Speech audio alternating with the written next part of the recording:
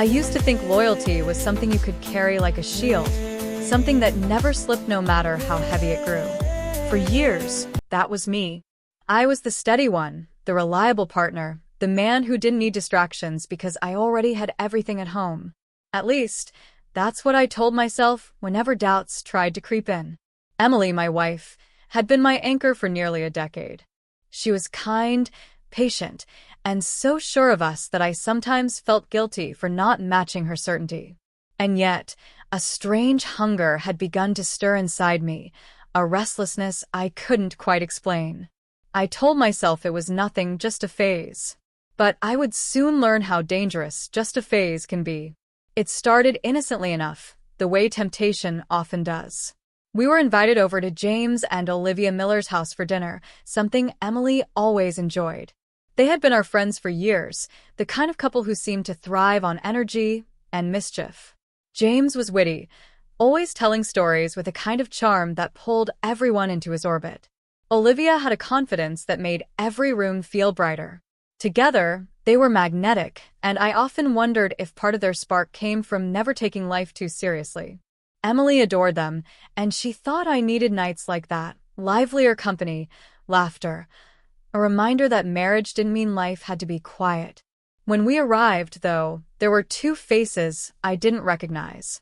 Daniel and Sophie Harris were introduced with warm smiles and glasses of wine in hand. They had just moved into town, friends of the Millers through work. Daniel had that calm but watchful presence, the kind that makes you feel studied without being uncomfortable. Sophie was the opposite. Lively, disarming, with eyes that lingered a moment too long when they met yours. I noticed, of course, but I brushed it off. What harm could there be in noticing? Dinner was pleasant, even ordinary at first. Emily chatted happily with Olivia while James kept us all laughing with his usual banter. But as the night stretched on and the wine kept flowing, the tone shifted. Conversations grew riskier, edging into places that polite company rarely goes.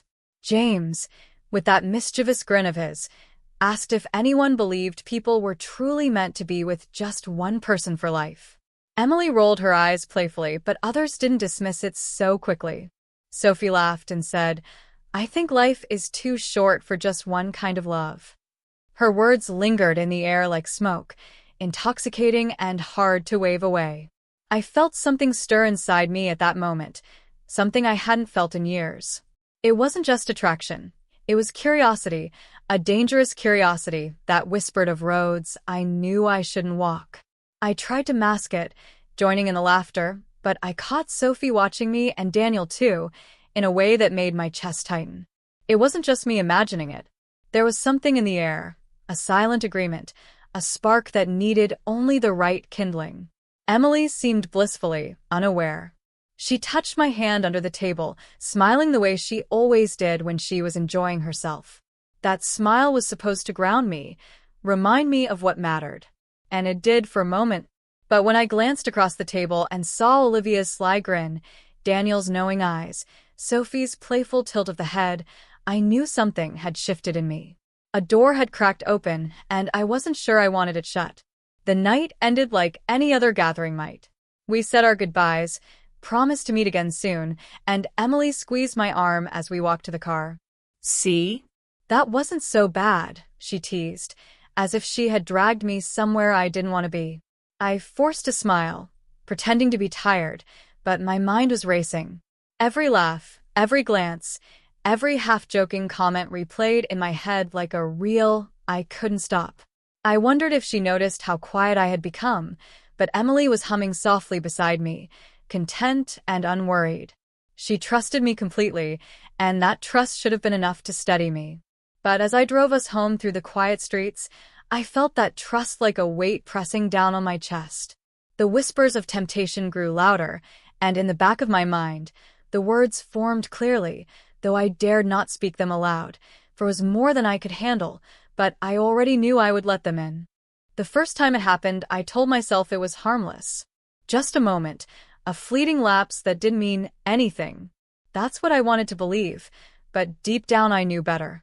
Once you cross a line, no matter how small, you can't go back to pretending it doesn't exist. It was another evening at James and Olivia's place. Emily had been busy with work, so I went alone. That's how the excuses started. Easy, believable lies. She's tired, so I came for a little while. Nobody questioned it. Nobody ever does at first. James poured drinks. Olivia cranked up the music, and Daniel and Sophie were already there, comfortable as if they belonged. The air buzzed with the same dangerous undercurrent I had felt before, only stronger this time. The games began casually. A dare to sing, a round of truth or dare, laughter that grew louder as glasses emptied. Olivia was the one who pushed it further, suggesting dares that brushed against the edges of intimacy. When it came to me, Sophie leaned in and whispered, "Kiss me." It wasn't playful, not really. It was a challenge, a test, a door thrown wide open.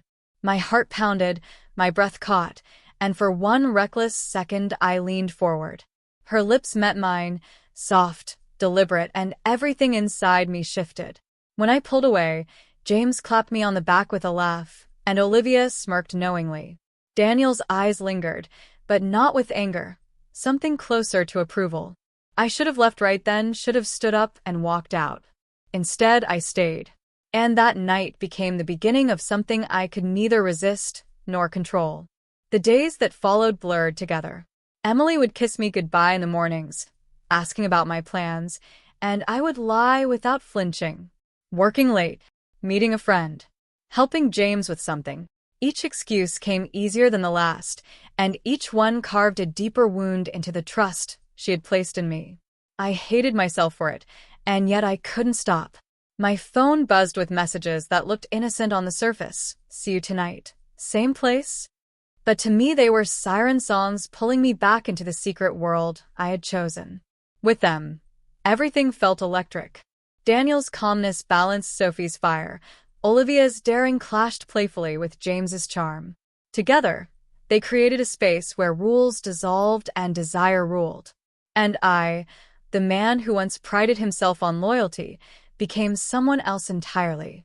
In their presence, I felt alive in ways I hadn't in years. It wasn't love, at least not the kind I had with Emily. It was danger, intoxication, a drug I couldn't resist even as it poisoned me. But every high had its shadow. At home, guilt gnawed at me. When Emily asked how my day was, I stumbled over simple answers, afraid my voice would betray me. When she reached for my hand, I flinched, not from her touch but from the weight of what I was hiding. Nights in our bed felt colder, not because she had changed, but because I had. I found myself staring at her while she slept, wondering how long I could keep the truth buried. The secrecy was both thrilling and crushing. There were moments when Sophie would text late at night, and Emily, half asleep, would roll over and smile at me. "Who's that?" she would ask softly. I always had an answer ready. Work, James, some excuse that sounded reasonable enough. She trusted me, and that trust burned like acid every time I lied. Even the others began to sense the weight of it. One evening, after another hidden gathering, Daniel looked at me with a seriousness that cut through the haze. "Secrets like this don't stay secrets forever," he said quietly. His words rattled me, because deep down I knew he was right. I was juggling lies on borrowed time. It didn't take long for the cracks to show. One night, Emily picked up my phone while I was in the shower. Just a glance, one message, a name that didn't belong. When I came out, she asked about it casually, her tone light, but her eyes searching. My heart stopped, but I smiled, pretended it was nothing, gave her an explanation I barely believed myself. She accepted it, or at least she pretended to, and I convinced myself I had dodged disaster. But the truth was clear. The walls were closing in. Every step deeper into this hidden life made the fall more inevitable. And though I told myself I was still in control, that I could stop whenever I wanted, I knew the truth. I had already gone too far. It ended the way these things always do, not with a graceful step back, but with everything crashing down at once. Secrets have a way of finding the light, no matter how carefully you hide them, and mine came undone one quiet evening at home. Emily had grown quieter over the weeks, not suspicious enough to accuse me directly, but not blind either. She had started watching me differently, like someone trying to solve a puzzle they didn't want to admit was real. The breaking point came when I left my phone on the table and stepped into the kitchen.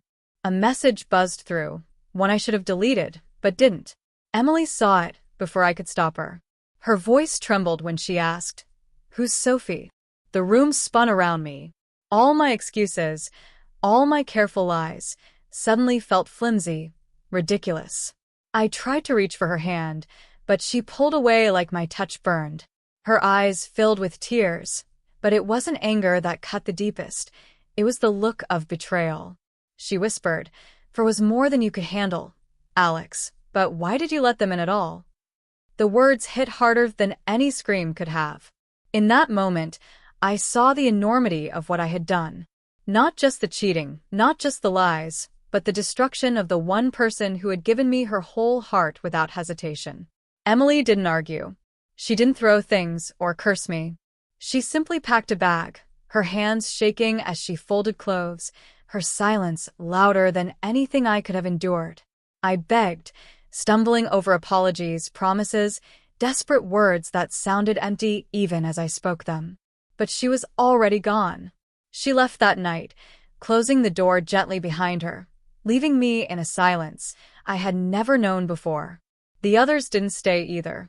James and Olivia stopped calling. Daniel and Sophie drifted away. For all the fire and thrill they had ignited, none of them wanted to stick around for the ashes. What had felt like connection and freedom was nothing more than borrowed time, and when it ran out, I was the only one left standing in the wreckage. Alone. Empty. The days that followed were heavy, thick with the weight of absence. Emily's laughter, her humming in the mornings, her touch, all of it was gone, replaced by an echoing quiet that made every room feel hollow. I walked through the house like a stranger, touching her belongings as if they could still tether me to her. But all I felt was regret. At first, I tried to tell myself it had been worth it. The excitement, the rush, the way those nights made me feel alive. But the more I replayed it, the clearer it became. It wasn't worth anything. It was never about love. It was about escape, about chasing something I thought I was missing, only to find that it had been beside me all along in Emily's steady love. I had thrown it away for moments that dissolved the second they ended. Guilt became my shadow. I would catch myself remembering Emily's smile when she trusted me, the softness in her voice when she said she loved me, the way she had believed in us even when I didn't. Those memories weren't comfort. They were torment, reminders of what I had broken with my own hands. The worst part wasn't losing the others. It wasn't losing the thrill or the secrecy. It was losing her, knowing that I had been given something rare and pure, and I destroyed it because I couldn't resist temptation. That's a wound you don't recover from. It's a scar you carry, one that never fades. Sometimes, late at night, I sit in the quiet and hear Emily's voice again, for it was more than you could handle. But why did you let them in at all? I don't have an answer that makes sense, not even to myself. I only know that I let them in because I wanted to feel something different, and in doing so, I lost everything that truly mattered. If you've ever thought about letting temptation in, about entertaining those glances, those laughs, those whispered promises, it might feel harmless at first. It might even feel like freedom. But I am here to tell you, it's a prison. And when the walls close in, you'll see the truth the way I did. You don't get to keep both. You don't get to play with fire without burning down your home. For it was more than I could handle. But I let them in, and now I live every day with the silence they left behind.